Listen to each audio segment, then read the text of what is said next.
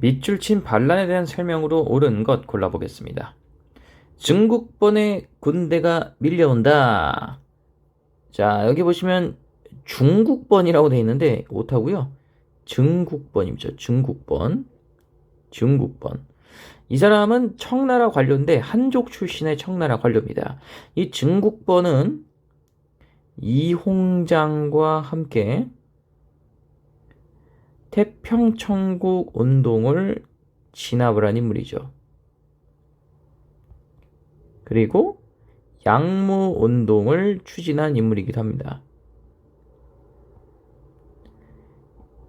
두 차례 아편 전쟁과 태평천국 운동 진압 과정에서 서구의 우수한 무기를 본 거죠.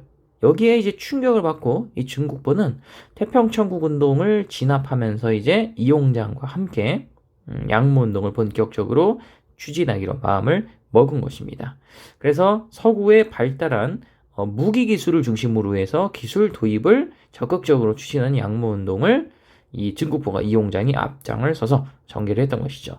어쨌든 이 증국번이 군대를 끌고 와서 이제 태평천국 운동 진압에 앞장을 섰다라고 파악하시면 될 것 같아요. 청조타도를 외치는 반란을 진압하러 우리가 왔다. 자, 청조타도를 외친다. 청조타도를 외친다.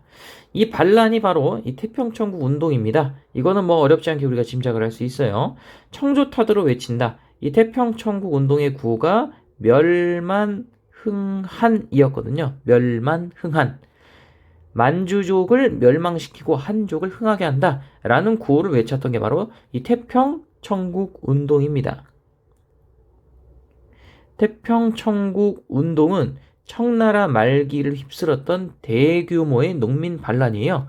1851년부터 1864년경까지 전개가 되었고요. 홍수전이라는 인물이 일으켰죠. 이 홍수전 무리가 난징을 차지를 해서 이 난징을 천경이라고 이름을 바꾸고 이 태평천국이라는 나라를 선포한 겁니다.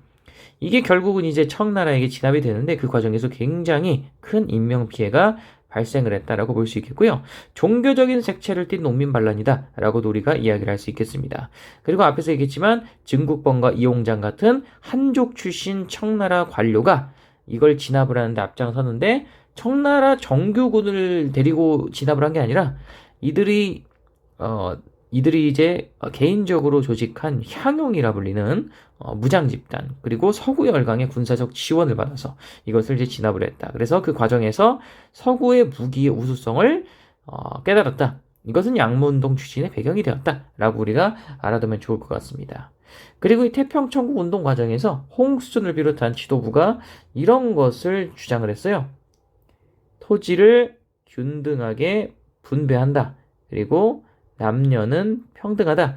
이런 것을 이제 주장을 하면서 농민들에게 굉장히 선풍적인 호응을 불러일으켰던 그런 농민 반란이게 됐습니다. 따라서 정답은 3번이라는 것을 우리가 어렵지 않게 여기서 찾을 수가 있죠. 나머지 선지도 보겠습니다. 1번에 자, 메이지 유신의 영향을 받았다고 되어 있는데요. 전혀 그럴 수가 없죠. 왜? 이 메이지 유신이라는 것은 1868년 이후잖아요. 메이지 정부 수립이 1868년이니까. 근데 태평천국 운동 자체가 1864년에 끝이 나기 때문에 메이지 유신의 영향을 받을 수 없을 뿐더러 전혀 관련이 없습니다. 따라서 1번 답 아니고요. 2번에 홍위병을 중심으로 전개된 것은 중국의 문화대혁명이죠. 문화대혁명.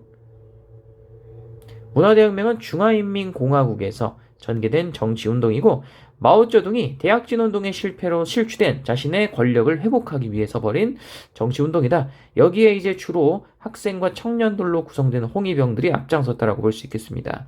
이 문화대혁명은 1966년부터 약 10년 동안 전개가 되죠. 마오쩌둥이 사망하는 1976년까지 전개가 됐습니다. 따라서 답은 아니죠. 정답은 3번이고요. 4번에 제1차 아편전쟁은 1840년부터 1842년이기 때문에 해당이 되지 않고요. 이 태평천국 운동은 제2차 아편전쟁과 시기적으로 조금 겹치긴 합니다. 따라서 답 아닙니다. 자, 마지막 5번에 입헌군주제의 수립을 지향했다. 아니죠. 입헌군주제의 수립을 지향한 거 아니고요. 입헌군주제의 수립을 지향한 중국의 대표적인 정치운동은 변법 자강 운동이 있습니다. 이 변법 자강 운동은 일본을 본떠서 입헌 군주제 근대 국가를 수립하자라고 주장한 캉리오웨이와 량치차오 등이 주도를 했죠. 변법 자강 운동은 1898년 무술년에 전개되는데 서태후 등 보수파의 반발로 실패로 돌아갔다. 여러모로 조선의 갑신정변과 유사한 성격을 가지고 있다라고 이야기를 할 수 있겠습니다. 무엇보다 일본의 메이지 유신을 롤모델로 삼았다는 게 조선의 갑신정변과 청해 변법 자강 운동의 가장 큰 공통점이다라고 이야기를 할 수 있을 것 같아요. 어쨌든 태평천국 운동에 대한 설명으로 옳은 것은 3번이 되겠습니다.